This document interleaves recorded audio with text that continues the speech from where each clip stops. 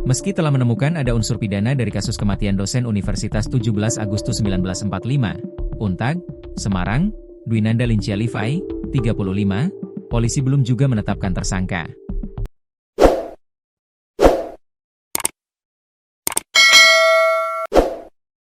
Sejauh ini, AKBP Basuki, orang yang pertama kali menemukan dosen Livai tewas mengenaskan, masih berstatus saksi.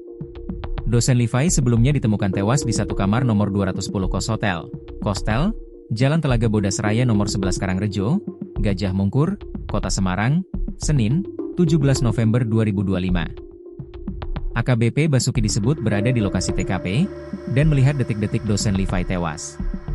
AKBP adalah singkatan dari Ajun Komisaris Besar Polisi, yaitu pangkat perwira menengah dalam Kepolisian Negara Republik Indonesia.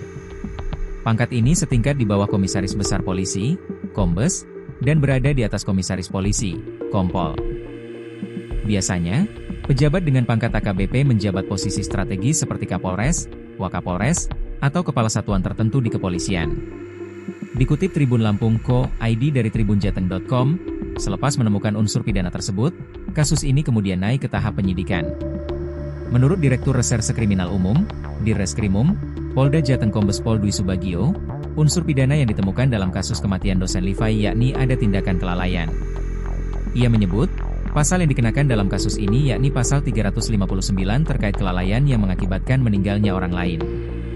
Kasus ini naik ke tahap penyidikan kemarin, Selasa 25 November, tapi status AKBP Basuki masih saksi, belum ada penetapan tersangka, ungkapnya kepada Tribun Jateng, di Mapolda Jateng, Kota Semarang, Rabu, 26 November 2025. Polisi mengendus tindakan kelalaian yang dilakukan oleh AKBP Basuki berupa tidak bertindak cepat saat korban meninggal dunia. Selain itu, AKBP Basuki juga telah mengetahui bahwa dosen Livai sakit. Semua yang terkait dengan unsur kelalaian itu terkait pada saat dia berada di lokasi sampai dengan membawa korban ke rumah sakit, ujar Dwi.